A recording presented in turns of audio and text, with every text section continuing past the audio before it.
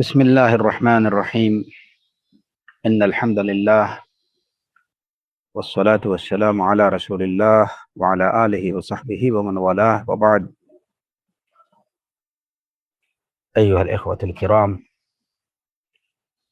আমাদের আজকের আলোচনা মূলত লুমায়াতুল ইতিকাদ থেকেই এবং সেই লুমায়াতুল ইতিকাদ থেকে আমরা কাতল সম্পর্কে কিছু আলোচনা করছিলাম। আজকের আলোচ্য বিষয় হচ্ছে কাতলের কিছু বিধান সম্পর্কে। কাতলের বিধান সম্পর্কে কিছু আলোচনার চেষ্টা করব। আল্লাহুল মুওয়াফিক ওয়াল মুঈন। আমরা ইতিমধ্যে জেনেছি যে কাতল তিন প্রকার: কাতলুল আমাদ, কাতলু শিবহুল আমাদ এবং কাতলুল খাতা। ইচ্ছাপূর্বক, আরেকটি হচ্ছে ইচ্ছাপূর্বক নয় কিন্তু ইচ্ছাপূর্বক হত্যা করার মতোই, আরেকটি হচ্ছে ভুলবশত হত্যা। এখন এই তিন প্রকারের যে কোনো প্রকার হত্যাকাণ্ড যদি কারো দ্বারা ঘটে থাকে তাহলে তার ক্ষেত্রে শরীয়তের বিধানগুলো কি? প্রথমত, কাতলুল আমাদ বা ইচ্ছাপূর্বক হত্যাকাণ্ড, যদি কেউ কোনো মুমিনকে, কোনো মুসলিমকে ইচ্ছা করে অন্যায়ভাবে হত্যা করে, তাহলে তার উপর চারটা বিষয় প্রযোজ্য হয়। এক হচ্ছে এই লোকটা অবশ্যই সে গুনাহগার হবে। দ্বিতীয় হচ্ছে, যদি ওই হত্যাকারী সে নিজের আপনজন কাউকে হত্যা করে, তাহলে সে ওই ব্যক্তির উত্তরাধিকার থেকে, সম্পত্তি থেকে সে বঞ্চিত হবে, মিরাস থেকে বঞ্চিত হবে, যদি সে নিজের আপনজন কাউকে হত্যা করে। তৃতীয় বিষয় হচ্ছে,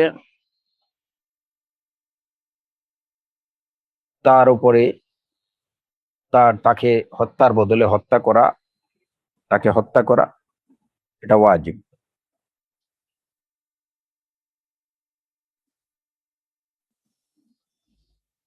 আর যদি নিহত ব্যক্তির আত্মীয় স্বজন বা নিহত ব্যক্তির উত্তরাধিকারীরা যদি তাকে ক্ষমা করে দিতে রাজি হয়, তাহলে এই ক্ষেত্রে তার উপরে এই যে কি আসবে, দিয়ত এবং কাফারা। যদি নিহত ব্যক্তির উত্তরাধিকারীরা তাকে ক্ষমা করে দেয় তাহলে তার উপরে দিয়ত অথবা কাফারা। সুতরাং এই চারটি বিষয় ইচ্ছাপূর্বক কোনো মুসলিমকে হত্যা করার ক্ষেত্রে, যে কোনো মুসলিমকে, কোনো মুমিনকে যদি ইচ্ছাপূর্বক অন্যায়ভাবে হত্যা করে, তাহলে সেই হত্যাকারীর ক্ষেত্রে এই চারটি বিধান প্রযোজ্য হবে। এক হচ্ছে, সে গুনাহগার বলে সাব্যস্ত হবে। দ্বিতীয় হচ্ছে, যদি ওই নিহত ব্যক্তি তার কোনো নিকট মানে তার তার কোনো স্বজন হয়, তাহলে ওই ব্যক্তির সম্পত্তি লাভ থেকে সে বঞ্চিত হবে। যেমন ধরেন, কোনো ছেলে যদি তার পিতাকে হত্যা করে, তাহলে ওই ছেলে তার পিতার সম্পত্তির কোনো ভাগ পাবে না। কোনো ভাই যদি তার ভাইকে হত্যা করে, তাহলে ওই হত্যাকারী সে তার ভাইয়ের সম্পত্তির কোনো ভাগ পাবে না। এমনি ভাবে যদি কোনো স্বামী কোনো স্ত্রীকে হত্যা করে, তাহলে সেই স্ত্রীর সম্পত্তির কোনো ভাগ ওই স্বামী পাবে না।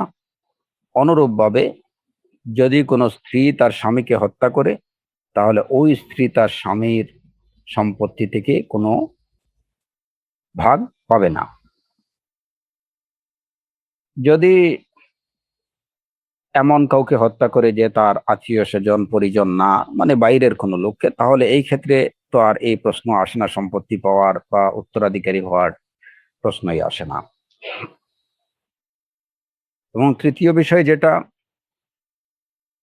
সেটা হচ্ছে যে হত্যার বদলে তাকে হত্যা করতে হবে। আর যদি যাকে সে হত্যা করছে, নিহতের পরিবার পরিজন যদি তাকে ক্ষমা করে দেয় যে না আমরা তাকে হত্যা করব না, তারা যদি এই যে রক্তপণ নিতে রাজি হয়, তাহলে এই ক্ষেত্রে সে রক্তপণ দেবে এবং তার উপরে কাফফারা ওয়াজিব হবে। এই হলো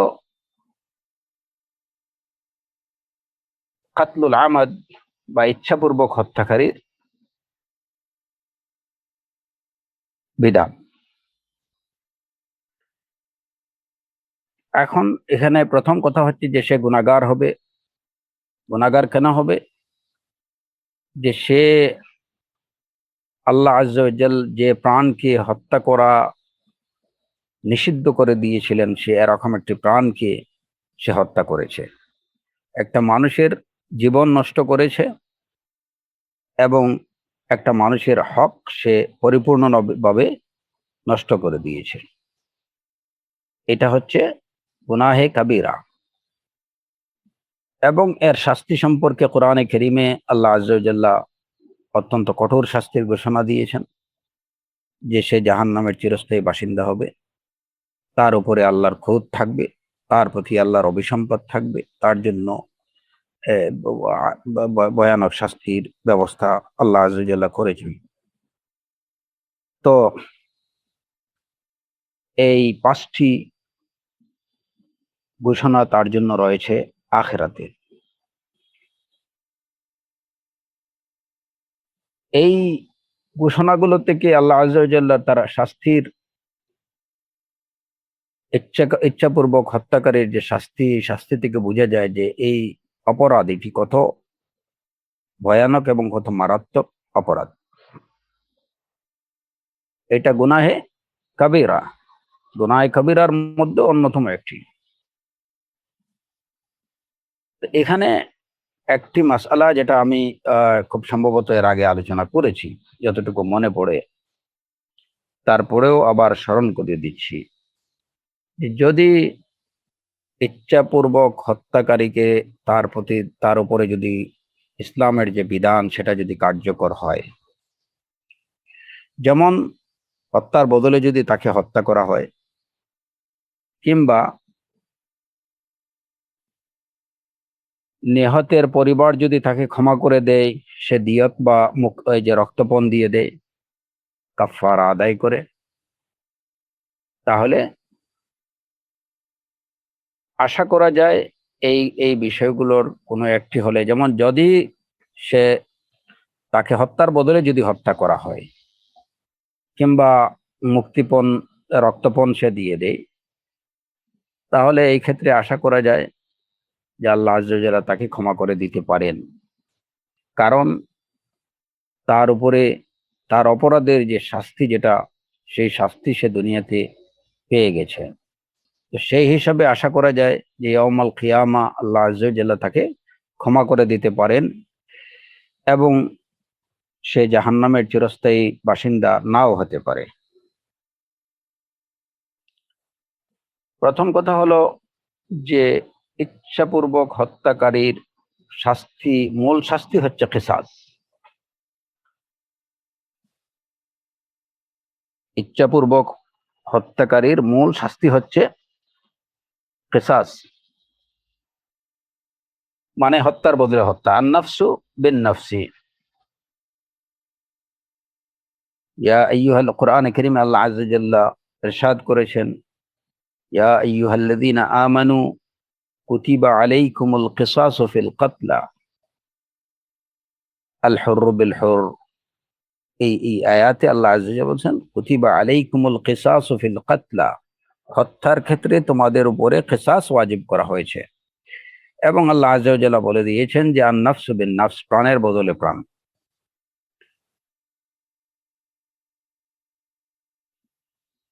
তো ইচ্ছাপূর্বক হত্যাকাণ্ডের ক্ষেত্রে হত্যাকারীর মূল শাস্তি হচ্ছে কিসাস।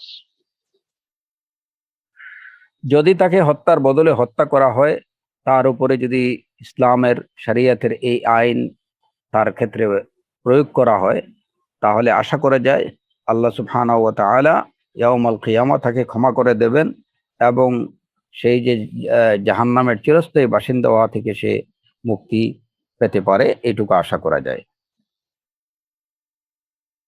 কিন্তু যদি কোনো মানুষ সে অন্যায়ভাবে কোনো মুসলিমকে হত্যা করছে, আইনের ফাঁকফোকর গলিয়ে সে বেকসুর খালাস পেয়ে গেছে, কিংবা 1 বছর 2 বছর 5 বছর 10 বছর জেল খেটে সে বেরিয়ে গেছে, যেটা আমাদের দেশে সাধারণত হয়ে থাকে, এবং বেশিরভাগ ক্ষেত্রেই দেখা যায় যে হত্যাকারীরা বীর দর্পে ঘুরে বেড়ায়, আইনের ফাঁকফোকর গলিয়ে তারা বেরিয়ে যায়, কিংবা মাসখানেক, বছর 2-1 বা 5-7 বছর জেল খেটে ওইখান থেকে, তাও জেলের মধ্যে তারা অনেক সময় রাজার হালে থাকে, এরপরে ওইখান থেকে বেরিয়ে যায়, বেকসুর খালাস পেয়ে যায়।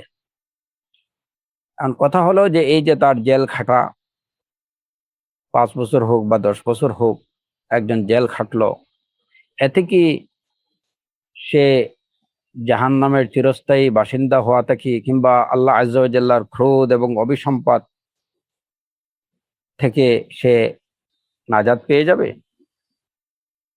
না, এটা কোনোভাবেই না। কারণ তার ক্ষেত্রে আল্লাহ আযজা ওয়া জাল্লার যে অর্ডার, যেটা যে নির্দেশ, সেই নির্দেশ বাস্তবায়িত হয়নি, সুতরাং সেটা সে আশা করতে পারে না। তো এখানে অনেক সময় দেখা যায় যে কেউ একদম প্রমাণিত সত্য যে সে হত্যাকারী, একজন লোকের হত্যাকারী, সে আইনের ফাঁকফোকর দিয়ে বেরিয়ে যাওয়া, সেটা দুনিয়াতে বা বা- বা- রাষ্ট্রের হাত থেকে রেহাই পাওয়া হলো, কিন্তু আল্লাহ সুবহানাহু ওয়া তাআলার হাত থেকে তাকে কে রেহাই দিবে? কারণ হত্যা, সে যে অপরাধ করেছে সেই অপরাধের শাস্তি আল্লাহ সুবহানাহু ওয়া তাআলা কিসাস নির্ধারণ করে রেখেছেন, যে এই শাস্তির, এই হত্যার বদলে তাকে হত্যা করতে হবে। তার দুনিয়াতে বেঁচে থাকার কোনো অধিকার নেই। এখন যখন সে তার এই অধিকার নিয়ে সে বহাল তবিয়তে থাকলো, তার ক্ষেত্রে আল্লাহর এই নির্দেশ বাস্তবায়িত হলো না, সুতরাং আল্লাহর মার্সি, আল্লাহর ক্ষমা লাভের আশা সে খুবই কম করতে পারে। ক্ষমা, আল্লাহর ক্ষমা লাভের আশা তার ক্ষেত্রে খুবই কম। খুবই কম এই কারণে বললাম যে এন্ড অফ দ্য ডে এই হত্যাকারী যদি তাওহীদে বিশ্বাসী হয়ে থাকে, তাহলে সেই যাররা পরিমাণ ইমানের কারণে আল্লাহ সুবহানাহু ওয়া তাআলা তার বিশেষ রাহমা দিয়ে এক সময় হয়তো তাকে নাজাত দিতে পারেন। সেটা হচ্ছে একদম শেষ মুহূর্তের কথা। ততক্ষণে সে জ্বলে পুড়ে যখন কয়লা হয়ে যাবে, তারপরে ওইখান থেকে আল্লাহ আযজা ওয়া জাল্লা হয়তো তাকে তার সেই যাররা পরিমাণ ইমানের কারণে জাহান্নাম থেকে বের করে নিয়ে আসতে পারেন। এই বিষয় নিয়ে, এই মাসালা সম্পর্কে আমরা আলোচনা করেছি ইতিমধ্যে। তো যে কথাটি আমরা বলতে চাচ্ছি, যে সব মুসলমানদের, মুসলিম হোক মুসলিমা হোক, প্রত্যেককে এই বিষয়টি খুব খেয়াল রাখতে হবে যে মানুষ হত্যা করা, বিশেষ করে কোনো মুসলিমকে, কোনো মুমিনকে হত্যা করা, এটা এমন একটি পাপ যেটা থেকে নিষ্কৃতি পাওয়ার কোনো উপায় নেই। যদি কিসাসের হত্যার বদলে হত্যা হয়, তাহলে বরং সে আশা করতে পারে যে কিয়ামতের দিন আল্লাহ আযজা ওয়া জাল্লা তাকে ক্ষমা করে দেবেন। কিন্তু এই যে বিভিন্ন ফৌজদারি মামলার বিভিন্ন ফাঁকফোকর গলিয়ে, আইনের ফাঁকফোকর গলিয়ে বেরিয়ে আসা, এটা তার জন্য আসলে, এটা তার দুনিয়ার জন্য এবং তার আখেরাতের জন্য এটা কল্যাণকর না। বাহ্যিকভাবে সে দেখতেছে যে আমি জেল থেকে বেরিয়ে গেছি কিংবা মামলা থেকে নিষ্কৃতি পেয়ে গেছি, অব্যাহতি পেয়ে গেছি, কিন্তু আল্লাহ সুবহানাহু ওয়া তাআলার আদালত থেকে তো তুমি সেটা তুমি নিষ্কৃতি পাওনি। সুতরাং তোমার জন্য পরকালের সেই ভয়াবহ শাস্তি থেকে দুনিয়ার এই সামান্য শাস্তি, মৃত্যু তো হবেই, আজ হোক আর কাল হোক। সুতরাং যদি একজন মুমিন সে নিজে জানে যে সে হত্যা করেছে, অন্যায়ভাবে হত্যা করেছে, তাহলে এই ক্ষেত্রে তাকে তার তার উচিত যে এই পর্যায়ে এসে হলেও আল্লাহকে ভয় করা। যে জীবনে যা অন্যায় করছি সেটা তো করছি, একজন লোককে অন্যায়ভাবে হত্যা করেছি, সুতরাং তার মধ্যে যদি আল্লাহর ফিয়ারনেস যদি থাকে, তাহলে সে নিজের অপরাধকে স্বীকার করবে এবং রাষ্ট্রীয় শাস্তি যেটা, এই শাস্তিকে সে মেনে নেবে। এই শাস্তি থেকে বাঁচার জন্য বিভিন্ন ধরনের তদবির, অবৈধ পন্থা অবলম্বন করবে না। তাহলে সে হয়তো পরকালের জীবনে নাজাত পেয়ে যেতে পারে, যখন সে আল্লাহর ভয়ে এইটুকু করবে। এবং এটা করা উচিত প্রত্যেক হত্যাকারীর। কারণ এখনো এই বোধ বা উপলব্ধি, একজন অন্যায়ভাবে একটা মুসলিমকে হত্যার পরে তার মধ্যে এই উপলব্ধি আসা দরকার যে আমি যেটা করেছি সেটা চরম অন্যায় করেছি। এখন দুনিয়াতে যদি আমি আইনের হাত থেকে বেঁচেও যেতে পারি, আমার আখেরাত ধ্বংস হয়ে গেছে। সে যদি চায়, তার মধ্যে যদি ঈমান থাকে, তাহলে অবশ্যই সে চাইবে যে পরকালে আল্লাহ আযজা ওয়া জাল্লার সেই খুদ, অভিসম্পাত এবং জাহান্নামের চিরস্থায়ী বাসিন্দা যেন সে না হয়।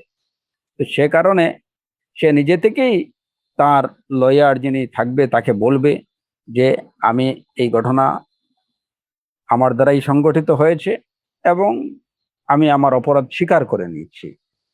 এটাই হবে তাকওয়ার পরিচায়ক। তাহলে অ্যাটলিস্ট পরকালের জীবনে সে শান্তি পাওয়ার আশা রাখতে পারে। আল্লাহ আযজা ওয়া জাল্লা যখন দেখবেন যে যা বান্দা তার ভয়ে সে নিজের অপরাধকে স্বীকার করে নিছে এবং নিজের শাস্তি মাথা পেতে নিচ্ছে, আল্লাহর মায়া হতে পারে, আল্লাহর দয়া হতে পারে এবং সেই দয়া লাভে সে নিষ্কৃতি পেয়ে যেতে পারে জাহান্নাম থেকে। সেটা করা উচিত। আর বিষয়টাকে ধামাচাপা দিয়ে আইনের হাত থেকে বাঁচার চেষ্টা করলেও এটা বিশ্বাস রাখতে হবে যে সে আল্লাহর হাত থেকে বাঁচতে পারবে না। পরকালের চিরস্থায়ী আযাব তার জন্য অবধারিত।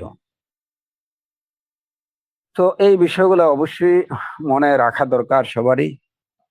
এখানে আরেকটি বিষয় হলো যে ধরেন আমাদের বিচার ব্যবস্থায় আহ আহ, এই যে কেসাসের, হত্যার বদলে হত্যা, এই ব্যবস্থা আছে, বহাল আছে বাংলাদেশে। ধরেন এই যে ফাঁসি দেয়া কিংবা হত্যার বদলে হত্যার এই নিয়মটা আলহামদুলিল্লাহ এটা বহাল আছে। সুতরাং এখানে যদিও হত্যার ধরনটা একটু ভিন্ন, কিন্তু তারপরেও সেটা হত্যার বদলে হত্যা। একজন লোককে তাকে হত্যা, সেটা তাকে শ্বাসরুদ্ধ করে করা হোক কিংবা অন্য কোনো ভাবে তাকে মেরে ফেলা হোক, এটা হত্যার বদলে হত্যা হলে সেটা কেসাসের পর্যায়ে পড়বে। এখানে এই প্রশ্ন উত্থাপন করা যাবে না যে কেসাসের মূল ধরনটা বা প্রকৃতিটা হচ্ছে যে তলোয়ার দিয়ে হত্যা করা, শিরচ্ছেদ করা। কেসাসের মূল ধরনটা হচ্ছে শিরচ্ছেদ করা। আসলে মানে কেসাসের মূল ধরনটা শিরচ্ছেদ না। এটা এখানে একটা আমাদের ভুল, অনেক সময় আমরা ভুল বুঝে থাকি। কেসাসটা মূলত শিরচ্ছেদ না। কেসাস হচ্ছে যে হত্যাকারী নিহত ব্যক্তিকে যেভাবে যা দিয়ে হত্যা করেছে তাকে ঠিক সেই বস্তু দিয়ে আঘাত করে হত্যা করা।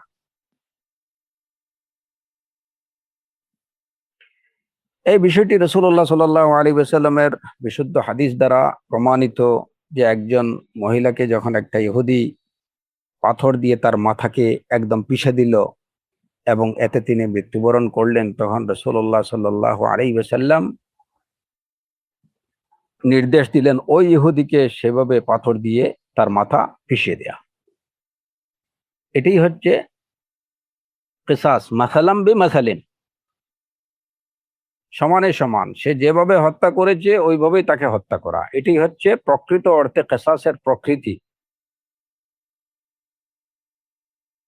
এখন যেহেতু বর্তমান আধুনিক বিশ্বে এরূপ ব্যবস্থাটা বলতে গেলে নেই, যে একজন লোককে আরেকজন যেভাবে হত্যা করছে তাকে ঠিক সেইভাবে ওই বস্তু দিয়ে ওইভাবে আঘাত করে মেরে ফেলার এই ব্যবস্থা নেই,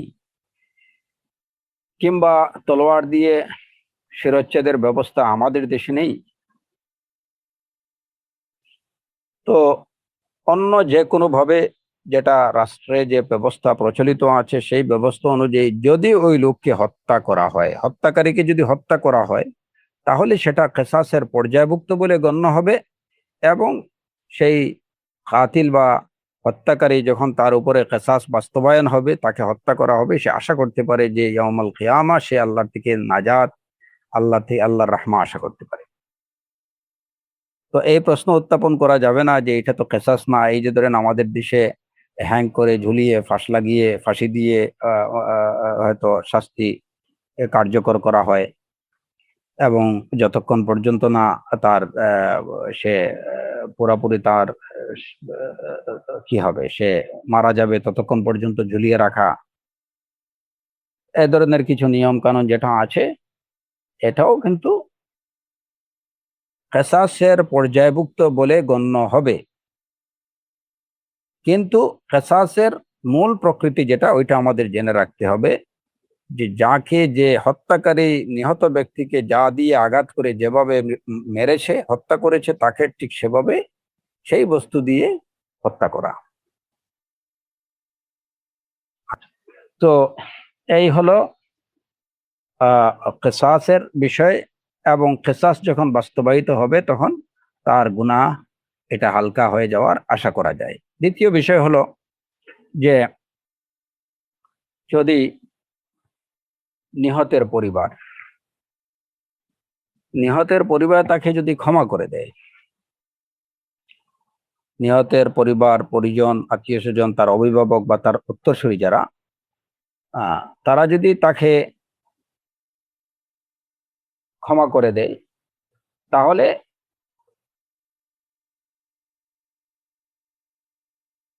তার উপরে আর কিসাস প্রযোজ্য হবে না। যেমন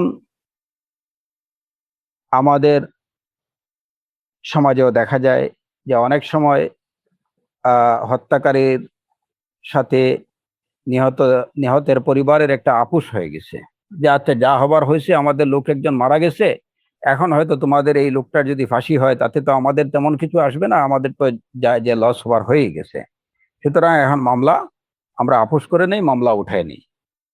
এরকম ঘটনাও ঘটে। কারণ বর্তমান এই যে ফিতনার সময় যুগে মামলা করা, নিহতের পরিবার যখন বিচার চাইবে, এটাও কিন্তু ফিতনা, আর হত্যাকারী তার জন্য তো ফিতনা তো বটেই।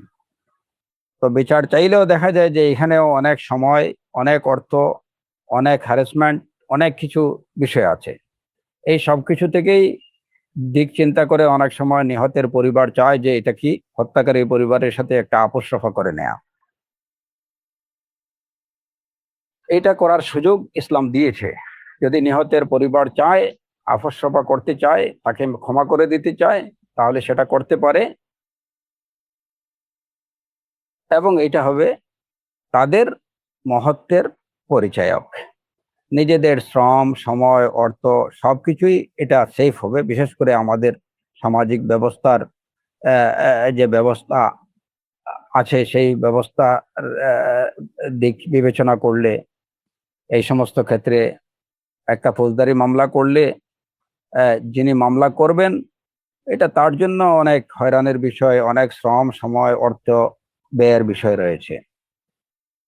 এটা করা যায়, ইসলাম এই সুযোগ দিয়েছে। এই ক্ষেত্রে বিপরীত আরেকটা বিষয় দেখা যায়, যে অনেক সময় হত্যাকারী সে হয়তো ধরা পড়ছে কিংবা ধরা পড়েনি, সে ধরা পড়লেও দেখা যায় যে তার পক্ষ থেকে কিছু এই যে প্রভাবশালী লোক, গুন্ডা প্রকৃতির লোকরা নিহতের পরিবারকে ধমক দিচ্ছে যে না, বিচার চাইতে পারবা না, বিচার চাইলে একজনকে মারছি আরেকজনকে মেরে ফেলবো, কিংবা ঘর থেকে উঠায় নেব, এই ধরনের হুমকি দমকি প্রদান। সুবহানাল্লাহ। হে মুসলিমরা, হে মোমেনরা, আল্লাহকে ভয় করা উচিত। যদি তোমার মধ্যে, তোমার অন্তরের মধ্যে বিন্দুমাত্র ঈমান থাকে, ইসলাম থাকে, তুমি যদি আল্লাহর একত্বে বিশ্বাসী হও, তুমি যদি আখেরাতে বিশ্বাসী হও, তাহলে অবশ্যই তোমার আল্লাহকে ভয় করা উচিত। কারণ এক তো তুমি মহা একটা অপরাধ করছো, অনেক বড় একটা অপরাধ করছো, যে একটা লোককে তুমি মেরে ফেলছো অন্যায়ভাবে। সেই অপরাধের উপরে এখন আরেক অপরাধ করতেছো, যে নিহতের পরিবারকে তাদের অধিকার চাওয়ার ক্ষেত্রেও তুমি প্রতিবন্ধকতা সৃষ্টি করছো এবং তাদের মধ্যে আতঙ্ক তৈরি করতেছো। এটা পাপের উপরে পাপ, পাপের উপরে পাপ। একটা বিষয় যে হয়তো শয়তান ওয়াসওয়াসা দিচ্ছে, তুমি হয়তো প্রচন্ড মানে ক্ষুব্ধ হয়ে, রাগান্বিত হয়ে, হ্যাঁ, একটা ঘটনা তোমার দ্বারা হয়ে গেছে, তুমি একটা লোককে মেরে ফেলছো। বিষয়টাকে লা ইয়াফআলিল্লাহ, আল্লাহ আযza ওয়া জাল্লা না কোনো সব মুসলমানদেরকে হেফাজত করুন এ ধরনের শয়তানের প্ররোচনায় পরিচিত হওয়া থেকে, এ ধরনের অপকর্ম থেকে, অপরাধে লিপ্ত হওয়া থেকে। কিন্তু যদি কেউ হয়ে পড়ে, তারপরে তার এটুকু বোঝা উচিত যে যতটুকু আমার থেকে হয়েছে সেটার কাফফারা, সেটার জন্যই আমি কিভাবে আল্লাহর থেকে নাজাত পেতে পারি, আল্লাহর আযাব থেকে, সেই চেষ্টা করা দরকার। কিন্তু এর পরিবর্তে যদি চুরি এর উপরে যদি আবার সিনাজুরি করে, তাহলে এটা কেমন হবে? দেখা যায় যে অনেক সময় নিহতের পরিবারকে হুমকি দমকি দেওয়া হয়, থানায় যেতে পারবা না, মামলা করতে পারবা না, যদি করো তাহলে এই এই করব, এই করব, এই করব। এই যে বিষয়গুলো, সুবহানাল্লাহ, এটা কোনো মুসলমানের কাজ হতে পারে না, কোনো মুসলমানের কাজ হতে পারে না। এই কারণে যদি ভয়ভীতি দেখিয়ে কেউ যদি নিহতের পরিবারকে আপোস করতে বাধ্য করে, এবং নিহতের পরিবার যদি আপোস করে, কিন্তু এই আপোসের উপরে তারা আদৌ সন্তুষ্ট না, এটা হচ্ছে যে আমাদের পরিবারের একজনকে তো মারছে, আর একজনকে মেরে ফেলবে, সেই ক্ষতির হাত থেকে নিজেদেরকে রক্ষার জন্য তারা যদি ভীত সন্ত্রস্ত হয়ে আপোস রফার প্রস্তাবকে মেনে নেয়, তাহলে বাহ্যিকভাবে সে, এই লোকটা হয়তো দুনিয়াবী দিক থেকে, জাগতিক দিক থেকে যদিও সে নিষ্কৃতি বা খালাস পেয়ে যাবে, কিন্তু এইটাকে সে মনে করতে পারবে না যে নিহতের পরিবার আমাকে ক্ষমা করে দিয়েছে এবং আমি আল্লাহর হাত থেকে ক্ষমা পেয়ে যাব। না, কারণ এই ক্ষমাটা নিহতের পরিবার তোমাকে স্বাভাবিক পদ্ধতিতে তোমাকে ক্ষমা করেনি। এইটা তুমি আরেকটা অপরাধ তাদের প্রতি করছো, তাদেরকে ভীত সন্ত্রস্ত করে, ভয়ভীতি দেখিয়ে তুমি তাদেরকে এটা করতে বাধ্য করছো। সুতরাং এই কাজের জন্য ইয়াউমাল কিয়ামা তোমাকে আল্লাহর কাছে জবাবদিহি করতে হবে। সুতরাং এরকম কাজ কোনো মুসলিমের করা উচিত না। বরং এই যে আলোচনার মূলে আমি এ কথাটাই বলতে চাচ্ছি যে যদি শয়তানের ওয়াসওয়াসাবশত কোনো কারণে কোনো মুসলিম যদি অন্য কোনো মুসলিমকে অন্যায়ভাবে হত্যা করে ফেলে, তাহলে তার উচিত হচ্ছে যে সে নিজের অপরাধকে স্বীকার করে নিয়ে আইনের কাছে নিজেকে সুপর্দ করা, আইনের কাছে নিজেকে সুপর্দ করা। এবার আইন যদি তাকে ক্ষমা করে দেয়, একজন লোক সে নিজে অপরাধ স্বীকার করছে যে আমি একটা লোককে অন্যায়ভাবে হত্যা করেছি, হ্যাঁ, আমার উপরে যে বিধান আছে, আল্লাহর যে বিধান আছে সেটা কার্যকর করা হোক, আমি এতে সন্তুষ্ট আছি। কিন্তু রাষ্ট্র যদি তাকে ক্ষমা করে দেয় বা রাষ্ট্র যদি তাকে ছেড়ে দেয়, তাহলে এটা তার দায়িত্ব হবে না। এর জন্য তাকে কিয়ামতের দিন জবাবদিহি করতে হবে না, এবং সে আল্লাহ আযজা ওয়া জাল্লার থেকে নাজাত, আল্লাহর আযাব থেকে নাজাতের আশা করতে পারে, আল্লাহর রহমতের আশা করতে পারে। কারণ এর বেশি তার কিছু করার ছিল না, এর বেশি কিছু করার ছিল না। সে নিজের অপরাধ স্বীকার করছে এবং আল্লাহর আইন তার উপরে, আল্লাহর বিধান বাস্তবায়নের জন্য সে নিজে নিজে আত্মসমর্পণ করছে। যদি রাষ্ট্রীয় বিচার ব্যবস্থায় যদি এই ধরনের ব্যবস্থা না থাকে এবং সে নিষ্কৃতি পেয়ে যায়, তাহলে এইটা তার করণীয়ের মধ্যে পড়ে না, তার যতটুকু করণীয় ছিল সেটুকু সে করেছে। আচ্ছা, এখানে আরেকটা বিষয় হলো যে এবার যদি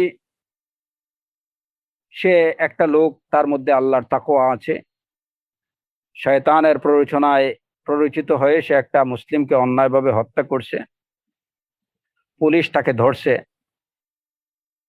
তারপরে মামলা হয়েছে, আইনের বা রাষ্ট্রের আইন অনুযায়ী সে ওইখান থেকে বেরিয়ে আসছে, হয়তো 5 মাস 6 মাস জেল খেটে কোনোভাবে সে ওইখান থেকে বেরিয়ে আসছে। এই বেরিয়ে আসা বা আইনের হাত থেকে নিষ্কৃতি পাওয়ার জন্য তার কোনো চেষ্টা তদবির ছিল না, এটা যে আইনের আইনে তাকে কি দিয়ে দিয়েছে, প্রচলিত আইনটাই তাকে খালাস দিয়ে দিয়েছে। এখন এসে সে যদি কোনো আহলুল হাদিসের শেখকে বলে যে শেখ, আমি তো হত্যা করে জেলে গেছিলাম, কিন্তু রাষ্ট্র তো আমার উপরে ইসলামের বিধান বাস্তবায়ন করেনি, আমি তো ইয়াউমাল কিয়ামা নাজাত চাই। তো আহলুল হাদিসের এই যে আহ, যদি বাংলাদেশের কোনো শেখ যদি বলেন যে হ্যাঁ, তুমি তোমার অপরাধ স্বীকার করছো, তুমি হত্যা করছো, তাহলে এবার তোমার উপরে ইসলামের আইনটা আমি বাস্তবায়ন করে নেই, তাহলে ইয়াউমাল কিয়ামা তুমি নাজাত পেয়ে যাবা। আর আমার দ্বারাও একটা আল্লাহর আইন, একটা কিসাসের, যেটা বাংলাদেশে হয়নি, হত্যার বদলে হত্যা, আমি সেরকম একটা ব্যবস্থা করে দিই। এই করাটা কি এটা ঠিক হবে? না, এটা কোনোভাবেই ঠিক হবে না। কারণ কি, প্রতিটি কাজের জন্য তার একটা অথরিটি আছে। অথরিটিকে ডিঙ্গিয়ে কোনো কাজ করা, এটা সুন্নাহ সম্মত না, আমাদের দিন সেটা বলে না। সুতরাং যদি ওই শেখ যদি হন যে উনি কোনো বিচারক, হাইকোর্টের, হ্যাঁ, সুপ্রিম কোর্টের কোনো বিচারক উনি, তাহলে সেটা অবশ্যই ওনার দায়িত্বের মধ্যে পড়ে। তাহলে তো ওই লোকের নিষ্কৃতি পাওয়ার কোনো উপায় নেই। কিংবা ধরেন হয়তো আইনের কি অনুযায়ী সে বেরিয়ে গেছে, যার কাছে গিয়ে শিকায়ত করতেছে ওই শেখ, উনি হয়তো হাইকোর্টের, সুপ্রিম কোর্টের বিচারক, উনি তার রায় দিতে পারেন যে আমার কাছে বিষয়টা প্রমাণিত হয়েছে যে লোকটা কি, সুতরাং তার উপরে এই বিধান কার্যকর করা হোক, সেটা ভিন্ন কথা। কিন্তু উনি কোনো অথরিটি না, ওনার কাছে এসে স্বীকার করলো এবং উনি যদি এখন এই লোকটাকে হত্যা করেন, এই করার অধিকার তার নেই। এইটুকু করার অধিকার তার নেই। এরকম কাজ যেমন অনেক সময় দেখা যায়, আমরা পত্রপত্রিকায় দেখি যে এই যে গ্রাম্য সালিশে অনেক রকম বিচার করা হয়, এটা নিয়ে পরবর্তীতে পত্রপত্রিকায় লেখালেখি হয় এবং একটা মানে বিশ্রী বিশ্রী কাহিনী তৈরি হয়। কারণ কি, যে গ্রাম্য সালিশ ব্যবস্থায় যাদেরকে এই অথরিটি বা এই অনুমতি দেওয়া হয়নি যে তোমরা এই বিচারটা এইভাবে কার্যকর করবা বা এটা করবা, দেখা যায় যে গ্রামের মোড়ল টাইপের লোকগুলো বসে তারা কি করছে, যে দুইজন হয়তো অপকর্ম করছে, ব্যভিচার করছে, এখন শাস্তি কি, দুইজনের মাথার চুল ফেলে এখানে চুনকালি লাগিয়ে পুরা গ্রাম ঘুরাই দাও। প্রথম কথা হচ্ছে যে এটা তো ইসলামের বিধানের মধ্যে পড়ে না, যে একজন ব্যভিচার করছে, এখন তার মাথার চুল ফেলে দিয়ে চুনকালি দিয়ে সমগ্র গ্রাম তাকে ঘুরে বেড়ানো বা গলায় জুতার মালা দিয়ে তাকে পুরো এলাকা ঘুরে বেড়ানো, এটা তো ইসলামের কোনো বিধানের মধ্যে নেই। সুতরাং এই কাজটাই হচ্ছে শরীয়ত শরীয়তে বহির্ভূত কাজ। এক। দ্বিতীয় বিষয় হলো যে যারা এই কাজটুকু করলো, এই কাজটুকু করার দায়িত্ব তাদের না, এটার অথরিটি তারা না। সুতরাং ইসলামী আইন বাস্তবায়ন এটাও কিন্তু যে কেউ যার ইচ্ছা মতো নিজের হাতে উঠে নেবে, এই অধিকার ইসলাম কাউকে দেয়নি।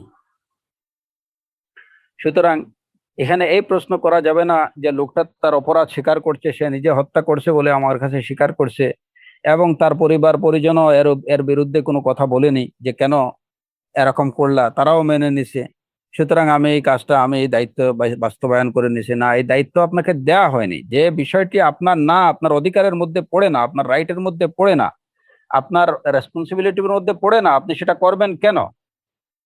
এটার জন্য মাসউল আপনি না। সুতরাং এরকম কাজ কখনো করা যাবে না। হ্যাঁ, যদি এরকম হয় আল্লাহ সুবহানাহু ওয়া তাআলার ইচ্ছায়, আল্লাহর রহমতে এটা হতেও পারে যে রাষ্ট্রের পক্ষ থেকে, গভর্নমেন্টের পক্ষ থেকে যদি এরকম দেয়া হয় যে যে সমস্ত লোকগুলো হয়তো চুরি করে নিজের অপরাধ স্বীকার করবে, এর জন্য আমরা একটা এই যে ইসলামিক একটা কর্নার আমরা রেখে দিলাম, যেখানে হয়তো যারা ইসলামিক স্কলার আছেন, দ্বীনের বিষয়ে যারা, কোরআন সুন্নাহ সম্পর্কে যারা অভিজ্ঞ আছেন, তাদের থেকে কিছু কয়েকজনকে বাছাই করে একটা টিম বানিয়ে দেয়া হলো, এবং এখানে যদি একটা অথরিটি তৈরি করে দেয়া হয় যে যারা এরকম নিজের অপরাধগুলোকে স্বীকার করবে তাদের ক্ষেত্রে, কিংবা যারা হয়তো ইসলামী শরিয়া নিজেদের উপরে বাস্তবায়নে আগ্রহী হবে, নিজের থেকে চাইবে যে আমার অপরাধের জন্য আমার উপরে শরিয়াতের আইন প্রয়োগ করুন, যেভাবে রাসূলুল্লাহ সাল্লাল্লাহু আলাইহি ওয়াসাল্লামের সময় হয়েছে যে কোনো সাহাবী কোনো অপরাধ করছেন এবং সাথে সাথে তার ঈমান তাকে তাড়া করছে, দ্রুত দৌড়ে আসছেন রাসূলুল্লাহ সাল্লাল্লাহু আলাইহি ওয়াসাল্লামের কাছে, এসে বলেছেন, ইয়া রাসূলুল্লাহ ফাআলতু কাযা ওয়া কাযা, ফাআলতু কাযা ওয়া কাযা, হে আল্লাহর রাসূল, আমি এই করে ফেলছি, এই করে ফেলছি, আপনি আমার উপরে আল্লাহর হাদ যেটা আছে ওইটা কায়েম করেন। তো যদি গভর্নমেন্ট যদি এরকম কোনো একটা টিম তৈরি করে দেয় বা এরকম অথরিটি কাউকে দেয় যে হ্যাঁ, যদি এরকম কেউ স্বীকার করে বা নিজের উপরে ইসলামের শরিয়া বাস্তবায়নের, শাস্তি বাস্তবায়নের প্রতি আগ্রহী হয়, তাহলে এই কাজটুকু আপনারা করবেন, এই ব্যবস্থা যদি করে দেয়, তাহলে যাদেরকে দায়িত্ব দেবে কেবল তারাই সেটা করবেন। এরকম হতেও পারে, এবং আমরা আশা করি যে আল্লাহ সুবহানাহু ওয়া তাআলা চাইলে সবকিছুই করতে পারেন, যে আমাদের মুসলমানদের মধ্যে যদি ইসলামী বোধ জাগরিত হয়, তারা ইসলামের শরিয়তের বিধানগুলোর কার্যকারিতা এবং এটার যে উপকারিতা, অফুরন্ত উপকারিতা, এটা উপলব্ধি করতে পারেন, তাহলে সর্বক্ষেত্রেই আল্লাহ সুবহানাহু ওয়া তাআলার এই যে বিধানগুলো, কোরআন এবং সুন্নাহর বিধানগুলো, এটা বাস্তবায়িত হতে পারে। এটা আল্লাহ আযজা ওয়া জাল্লার কাছে খুবই সহজ। এখন ইসলামের বিধান বা কোরআনের বিধান বাস্তবায়নের যে স্লোগান দেয়া কিংবা এটাকে নিজের হাতে তুলে নেয়া, এটা আবার কোরআন এবং সুন্নাহর বিপরীত কাজ। যে আপনি কোরআনের বিধান বাস্তবায়ন করতে গিয়ে যদি যে দায়িত্ব আপনাকে দেয়া হয়নি সেই দায়িত্ব আপনি আপনার হাতে নেন, কিংবা আপনি নিজেই হয়তো কারো কল্লা কাটতে শুরু করলেন, কারো হাত কাটতে শুরু করলেন, হ্যাঁ, কারো পা কাটতে শুরু করলেন, কাউকে ঝুলিয়ে মারতে শুরু করলেন, যেটা একসময় শুরু হয়েছিল, যে ফিতনাটা আমাদের দেশে, এই যে কথিত কি বাংলা ভাই না ইংলিশ ভাই এটা, তারপরে ওই যে আরেকজন কে ছিল, তো এরা এই কাজটা শুরু করেছিল। এইগুলা হচ্ছে ফাসাদের অন্তর্ভুক্ত, বিশৃঙ্খলা সৃষ্টির অন্তর্ভুক্ত। কারণ শরিয়তের বিষয়গুলো হচ্ছে যে শুধুমাত্র বিধান না, বিধানটা কিভাবে বাস্তবায়িত হতে হবে সেটাও সেই ক্ষেত্রেও কোরআন এবং সুন্নাহর নির্দেশ মানতে হবে। যেমন ধরেন, স্বাভাবিকভাবে যেমন সালাত কায়েম করার নির্দেশ কোরআনে কারীম দিয়েছে, সালাত কায়েম করা এটা ওয়াজিব, কিন্তু এটা নিজের ইচ্ছা মতো যদি কেউ জোহরের সময় যদি ফজরের সালাত পড়ে, আর জোহরের ফজরের সময় যদি কেউ মাগরিবের সালাত পড়ে, তাহলে এটা কোনোভাবেই গ্রহণযোগ্য হবে না। কিংবা নিজস্ব পদ্ধতিতে নিজের মন গড়া মতো যদি কেউ 3 রাকাতের জায়গা মাগরিবের সালাত 3 রাকাতের জায়গায় যদি কেউ 4 রাকাত পড়ে, তাহলে সেটা হবে না। তাহলে বোঝা গেল কি, যে শরিয়তের প্রতিটি বিষয়, ইবাদত হোক, মুআমালাত হোক, আহকামাত হোক, হুদুদ হোক, সবকিছুই বিধানটা যেভাবে আল্লাহ আযজা ওয়া জাল্লা কর্তৃক নির্ধারিত, ঠিক তেমনি ভাবে ওই বিধান বাস্তবায়নের তরিকা বা পদ্ধতিটিও আল্লাহ সুবহানাহু ওয়া তাআলা কর্তৃক নির্দেশিত। সুতরাং এর বাইরে যাওয়া যাবে না। শুধু আপনি বিধান বাস্তবায়ন করলেন, কিন্তু তার তরিকা বা পদ্ধতি যদি সেটা কোরআন সুন্নাহ মুওয়াফিক না হয়, তাহলে সেটা হবে কোরআন বিরোধী কাজ, সুন্নাহ বিরোধী কাজ। এরকম কাজ করা যাবে না। তো বলছিলাম আমরা যে কিসাসের ক্ষেত্রে বা অন্যান্য ইসলামী বিধানগুলোর ক্ষেত্রে এগুলা যারা অথরিটি আছেন, এটা কেবল তারাই বাস্তবায়ন করবেন। এখন কথা হলো যে লোকটা সে নিজের অপরাধ স্বীকার করছে, কিন্তু তার রাষ্ট্রীয় আইনে তাকে হত্যার বদলে হত্যার কোনো নিয়ম নাই, সে বেকসুর খালাস পেয়ে গেছে, কিংবা সে 5-6 মাস, 2 বছর, 4 বছর জেল খেটে খালাস পেয়ে গেছে। এখন এই লোকটা কি করবে? তার উপরে তো আল্লাহর নির্দেশিত আইন যেটা, সেটা বাস্তবায়িত হয়নি।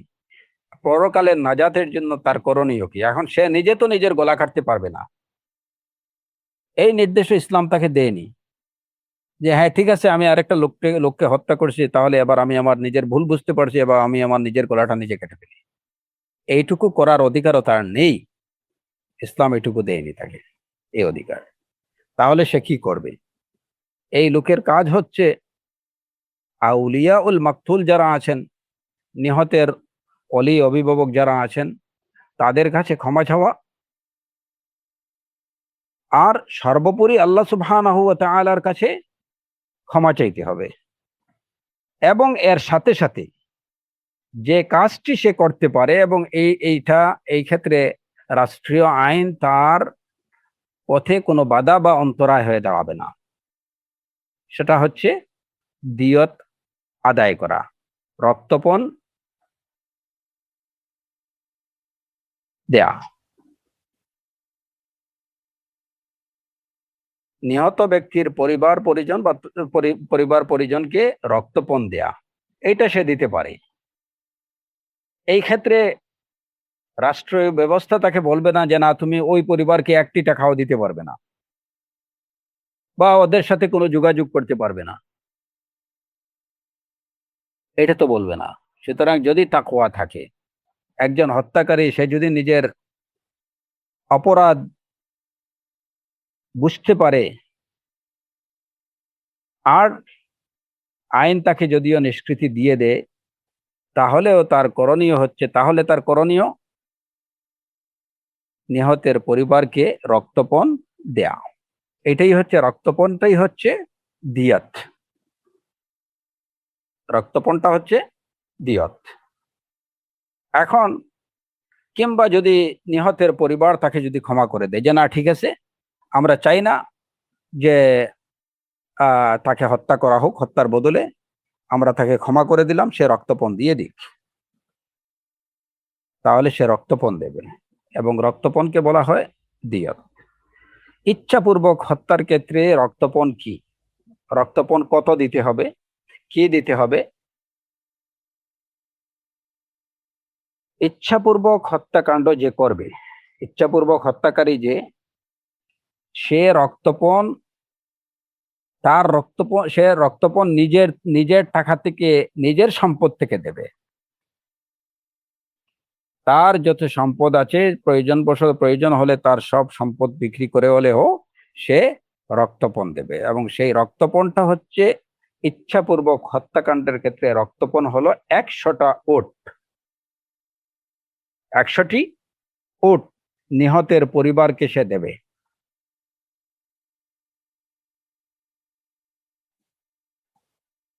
এবং এই 100টি উট কি রকম হবে, সেটাও কিন্তু তার যে ইচ্ছা মতো, একদম কম দামি উট, বুড়ো বয়সী উট, এরকম উট দিলে কিন্তু আদায় হবে না। কিরকম উট দিতে হবে, সুন্নাহ সেটা নির্ধারণ করে দিয়েছে। 100টি উট সে দেবে। এই উটের প্রকৃতিটা 2 রকম বা 3 রকম হতে পারে। এক হলো 30টি থাকবে এরকম উট, যে উটগুলোর বয়স 3 বছর কমপ্লিট হয়েছে, পুরো হয়েছে, 4 বছর শুরু হয়েছে, এবং উটগুলো হতে হবে মাদি উট, বা এই যে মানে ফিমেল উট যেগুলো আর কি, যেগুলো উট নেই। তো 30টি উট হতে হবে এরকম যেটার বয়স 3 শেষ হয়েছে, 4 শুরু হয়েছে। আরো 30টি উট হতে হবে এরকম যেগুলোর বয়স 4 শেষ হয়েছে, 5 শুরু হয়েছে। তাহলে এখানে গেল 30, 30, 60। এবং 40টি উট হতে হবে এরকম যেগুলোর পেটে বাচ্চা আছে। এই সব মিলিয়ে 60 এবং 40, 100টি উট নিহতের পরিবারকে দিতে হবে। আর অথবা সে এরকমও দিতে পারে যে 25টি, এই যে 100টি উটকে 4 ভাগে ভাগ করবে, 25টি হবে যে এরকম যেগুলোর 1 বছর শেষ হয়েছে, 2 বছর শুরু হয়েছে। আরো 25টি হবে যেগুলোর 2 বছর শেষ হয়েছে, 3 বছর শুরু হয়েছে। আরো 25টি হবে এরকম যেগুলোর 3 শেষ হয়েছে, 4 শুরু হয়েছে। এবং আরো 25টি হবে এরকম যেগুলোর 4 শেষ হয়েছে, 5 শুরু হয়েছে, যেগুলা সুন্নাহর পরিভাষায় বলা হয় বিনতু মাহাব, বিনতু লাবুন, তারপরে হিক্কা, জাযা। অথবা এখানে এটাকে এই যে তো প্রতিটি 25-25 করে দিতে হবে। এই 4 প্রকারের উট 25টা 25টা করে দিতে হবে। বিনতু মাখাদ 25টি, বিনতু লাবুন 25টি, হিক্কা 25টি এবং জাযা 25টি। আর নতুবা আরেকটা সিস্টেম আছে, সেটা হচ্ছে যে এটাকে 5 প্রকারে দেয়া যেতে পারে। 20-20 করে 20টি হবে বিনতু মাখাদ, 20টি হবে বিনতু লাবুন এবং 20টি হবে ইবনু লাবুন। মানে 20টি হচ্ছে এই যে নর প্রজাতির, 20টি হবে হিক্কা এবং 20টি হবে জাযা। সবগুলোই শুধুমাত্র এই তৃতীয় প্রকারে, তৃতীয় পদ্ধতিতে 20টি এই যে নর উট ব্যতীত বাকি সবগুলোতেই মাদি উট দিতে হবে। এরকম 100টি উট সে নিহতের পরিবারকে দেবে। এটাই হচ্ছে দিয়াতে মুগাল্লাজা বলা হয় শরীয়তের পরিবার, এটাকে বলা হয় দিয়াতে মুগাল্লাজা, রক্তপণ।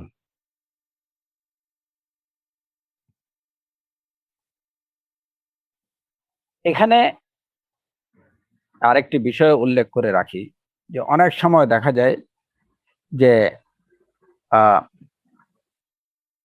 রাষ্ট্রীয় দায়িত্বপ্রাপ্ত কারো দ্বারা ইচ্ছাপূর্বক কোনো হত্যাকাণ্ড ঘটে থাকে।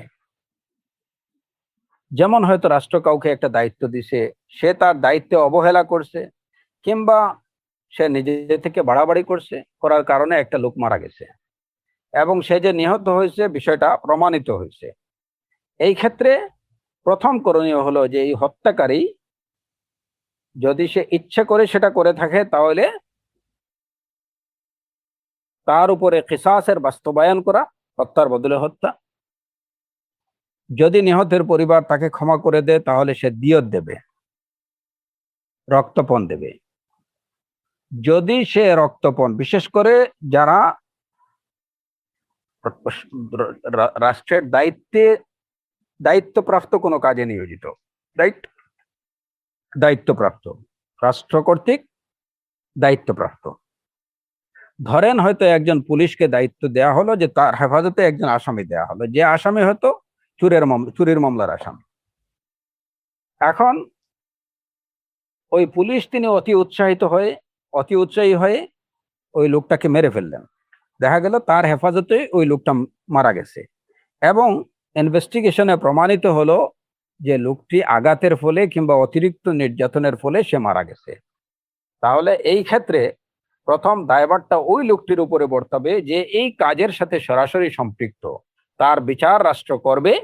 হ্যাঁ, হয় কিসাসের বদলে কিসাস, হত্যার বদলে হত্যা, অথবা যদি নিহতের পরিবার ও লোকটাকে ক্ষমা করে দেয় তাহলে সেক্ষেত্রে দিয়ত। এখন কথা হলো যে এই দিয়তটা কে পরিশোধ করবে? দিয়ত পরিশোধ করবে ইচ্ছাপূর্বক হত্যাকাণ্ডের ক্ষেত্রে দিয়ত পরিশোধ, রক্তপণ পরিশোধ করবে হত্যাকারী নিজে। তার সম্পত্তি থেকে সেটা আদায় করতে হবে। এখন এটা হচ্ছে রাষ্ট্রের দায়িত্বপ্রাপ্ত কারো বিষয়ে বা কারো ক্ষেত্রে আমি বলছি। যদি সেটা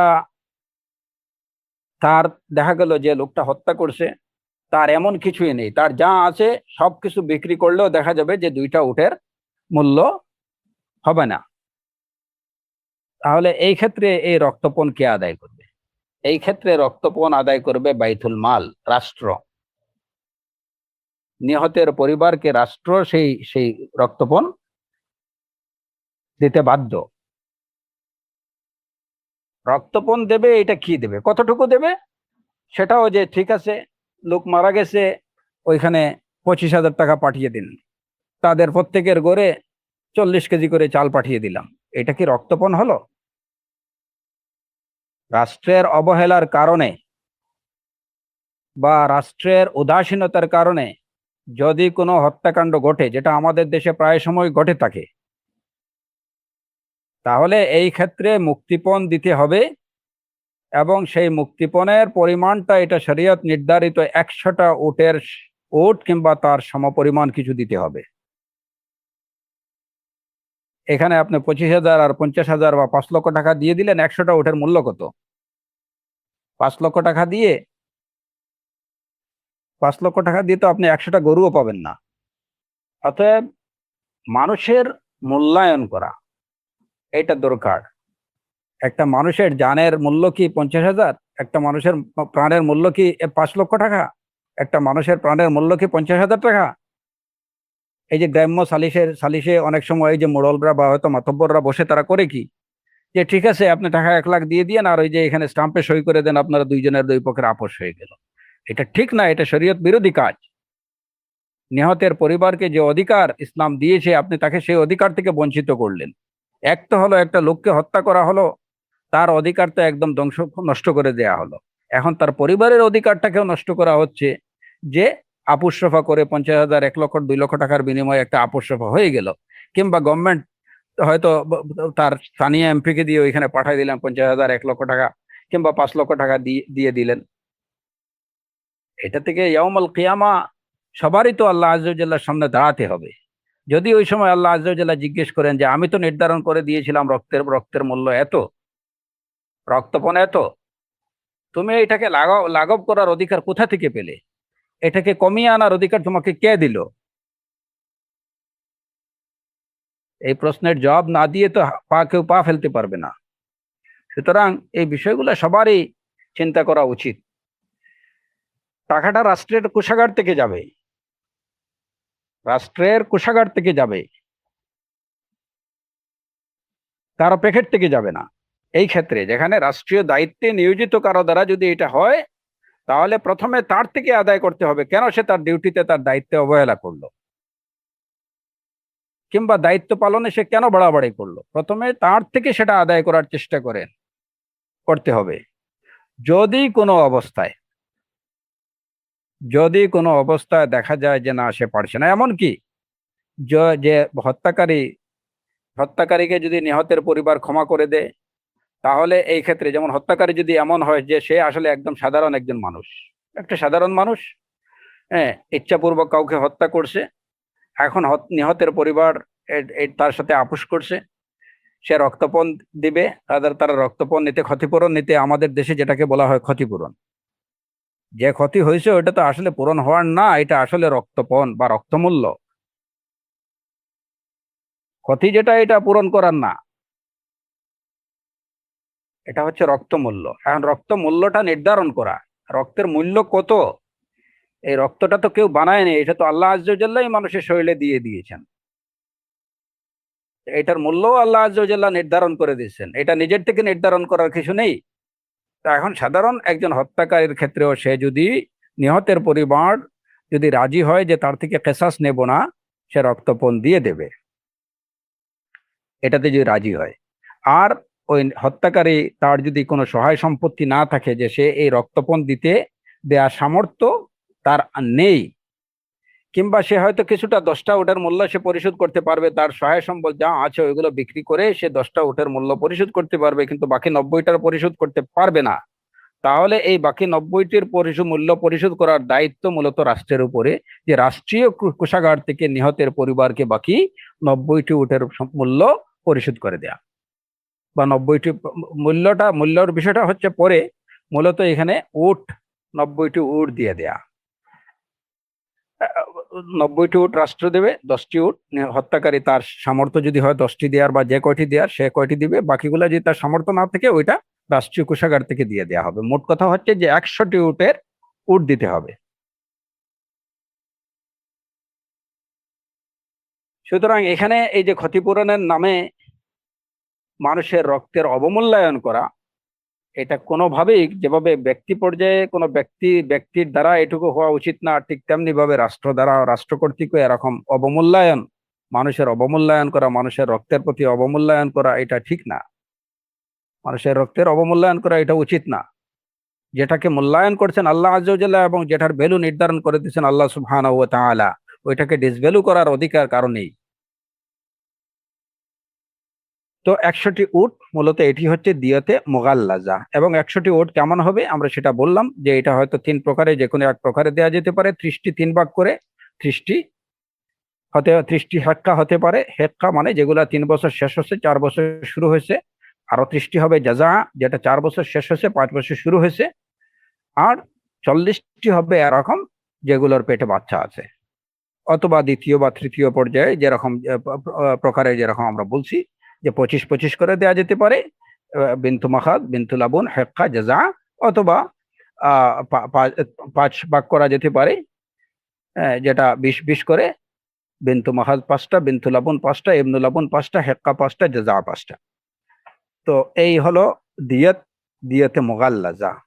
এবং এটি দ্রুত সময়ের মধ্যে দিয়ে দিতে হবে, যত দ্রুততম সময়ে পাওয়া যায় অতি দ্রুত সেটা নিহতের পরিবারকে দিয়ে দিতে হবে, আপোষ হওয়ার পরে, যদি তারা সেটাতে রাজি হয়। এখন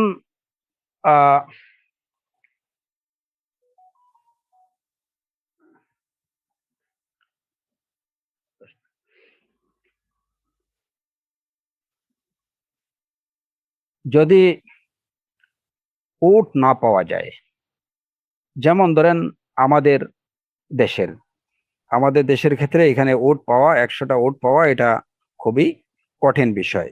কিংবা যদি নিহতের পরিবারকে উট দেয়া হয়, তাহলে সেটা পরিপালন করা, এটাও তাদের জন্য, নিহতের পরিবারের জন্য সেটা হবে অত্যন্ত টাফ বিষয়।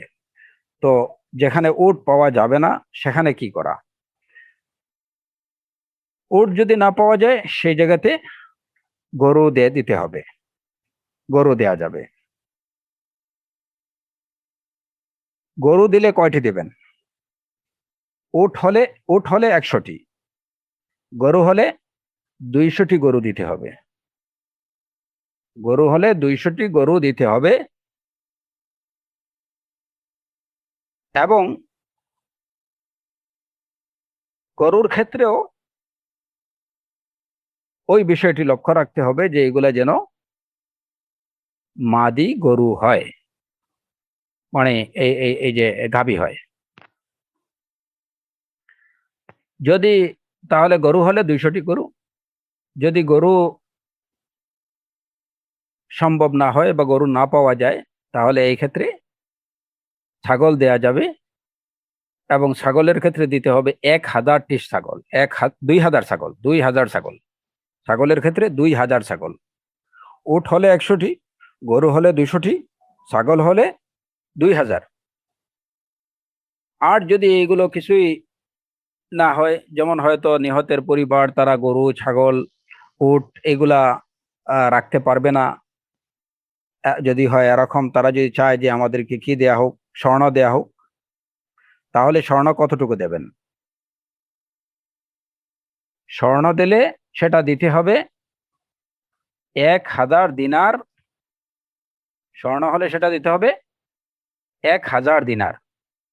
1000 দিনার বর্তমান এই যে মানে ওজন বাজারে যে প্রচলিত যে ওজন আছে, সেই ওজন অনুযায়ী সেটা হয় প্রায় 4250 গ্রাম। 4250 গ্রাম স্বর্ণ দিতে হবে নিহতের পরিবারকে। তো এই হলো দিয়তে মোগাল্লাজা। হয় 100টি উট দেবেন, অথবা 200টি গরু দেবেন, অথবা 2000 ছাগল দেবেন। আর যদি আপনি স্বর্ণ রূপতে আসতে চান তাহলে স্বর্ণ দিলে 1000 দিনার স্বর্ণ দেবেন। 1000 দিনার সমান হচ্ছে 4200, প্রায় 4250 গ্রাম স্বর্ণ। অথবা আর যদি আপনি রৌপ্য দেন তাহলে সেটা হবে 12,000 দিরহাম, 10 থেকে 12,000 দিরহাম। কেউ কেউ বলছেন যে 10,000 দিরহাম, কেউ বলছেন 12,000 দিরহাম, 12,000 দিরহাম রূপা। তো এই হলো দিয়াতে মোগাল্লাজা, এবং এটা দ্রুত সময়ের মধ্যেই নিহতের পরিবারকে হ্যান্ড ওভার করতে হবে। এই বিষয়ে রাসূলুল্লাহ সাল্লাল্লাহু আলাইহি ওয়াসাল্লামের হাদিস হচ্ছে, মান কুতিলা লাহু কাতিলুন ফাহুয়া বিখাইরিন নাজারাইনি। আবু হুরায়রা রাদিয়াল্লাহু আনহু থেকে বর্ণিত হাদিস এবং সহিহ বুখারী এবং মুসলিমের হাদিস। মান কুতিলা লাহু কাতিলুন ফাহুয়া বিখাইরিন নাজারাইন, ইম্মা আইয়ুদা ওয়া ইম্মা আন ইউকাদ, ইম্মা আন ইউদা ওয়া ইম্মা আন ইউকাদ। কেউ যদি কাউকে হত্যা করে তাহলে সে হয় দিয়ত আদায় করবে, নতুবা তাকে হত্যা করা হবে। অনুরূপ হাদিস আমর ইবনে শুআইব থেকে, আমর ইবনে শুআইব আন আবিহি আন জাদ্দিহি থেকে বর্ণিত যে রাসূলুল্লাহ সাল্লাল্লাহু আলাইহি ওয়াসাল্লাম বলেছেন, এটাও তিরমিজি, ইবনে মাজাহর হাদিস, ইমাম আলবানী রাহিমাহুল্লাহ এটাকে হাসান বলেছেন, যে মান কাতালা মুতাআম্মিদান দুফিআ ইলা আউলিয়া ইল মাকতুল। এই হাদিসটি আরো ভাষাটা আরো স্পষ্ট, মান কাতালা মুতাআম্মিদান দুফিআ ইলা আউলিয়া ইল মাকতুল ফাইন শাউ কাতালু ওয়া ইন শাউ আখাযুদ দিয়া। যে যদি কেউ কাউকে ইচ্ছাপূর্বক হত্যা করে তাহলে সেই হত্যাকারীকে মাকতুলের মানে নিহতের অভিভাবকের হাতে তুলে দেয়া হবে। তারা যদি চায় তাহলে এই হত্যাকারীকে হত্যা করবে, আর যদি তারা চায় আখাদুদ্দিয়া, তার থেকে রক্তপণ নেবে। আর সেই রক্তপণ কি? ওয়াহিয়া সালাসুনা হেক্কা সালাসুনা জাজা আরবাউনা খালিফা। 30টি হেক্কা, 30টি জাজা এবং 40টি খালিফা। যে খালিফা হচ্ছে যেগুলো যে উটের যে সকল উটের পেটে বাচ্চা আছে। এই হচ্ছে রাসূলুল্লাহ সাল্লাল্লাহু আলাইহি ওয়াসাল্লামের হাদিস। এখন এখানে আরেকটি মাসআলা জানা দরকার, যদি কোনো নারীকে হত্যা করা হয়, আমরা এই যে আলোচনা যতটুকু হইল এটা জেনারেল কথা, এবং এটা হচ্ছে একজন মুসলিম পুরুষের বিষয়ে। মুসলিম পুরুষের বিষয়ে তার রক্তপণ যখন দেয়া হবে, কোনো মুসলিম পুরুষকে যদি হত্যা করা হয় অন্যায়ভাবে, তার নিহতের পরিবার যদি রক্তপণ নিতে রাজি হয় তাহলে সেক্ষেত্রে 100টি উট, অথবা 200টি গরু, অথবা 2000 ছাগল, অথবা 1000 দিনার স্বর্ণ, যা 4250 গ্রাম সম পরিমাণ স্বর্ণ দিতে হবে নিহতের পরিবারকে। যদি নিহত ব্যক্তি মুসলিম পুরুষ হয়ে থাকে, যদি নিহত ব্যক্তি কোনো মুসলিমা নারী হয় তাহলে সেই ক্ষেত্রে দিয়তের পরিমাণ অর্ধেক হয়ে যাবে। সেই ক্ষেত্রে দিয়তের পরিমাণ, রক্তপণের পরিমাণ অর্ধেক হয়ে যাবে। অর্থাৎ 100 উটের পরিবর্তে 50টি উট হবে, 200 গরুর পরিবর্তে 100 গরু হবে, 4250 গ্রাম স্বর্ণের পরিবর্তে এখানে ধরেন 2125 গ্রাম হবে, এবং ছাগলের ক্ষেত্রে 2000 ছাগলের পরিবর্তে 1000 ছাগল রক্তপণ হিসাবে দিতে হবে। এর কারণ হচ্ছে যে দ্বীনে ইসলামের মধ্যে আল্লাহ সুবহানাহু ওয়া তাআলা নারীদের সম্পত্তির ক্ষেত্রে নারীদের যে অংশ নির্ধারণ করেছেন সেটা হচ্ছে পুরুষের অর্ধেক। লিয-যাকারি মিসলু হাযযিল উনসায়াইন, লিয-যাকারি মিসলু হাযযিল উনসায়াইন, পুরুষের জন্য নারীর দ্বিগুণ, নারীর জন্য পুরুষের অর্ধেক। সুতরাং রক্তপণের ক্ষেত্রেও সেই অর্ধেক দিতে হবে।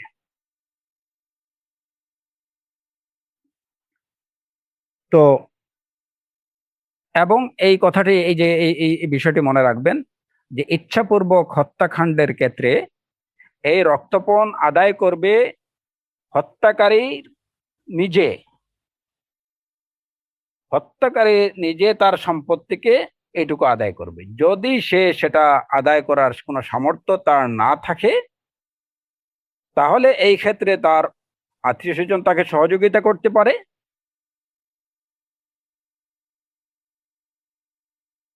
আর না হয় রাষ্ট্রীয় কোষাগার থেকে তার সেই রক্তপণ দিতে হবে। যদি কোনোভাবেই তার শক্তি সামর্থ্য না থাকে রক্তপণ আদায় করার, তাহলে কিংবা তার যদি এই যে মানে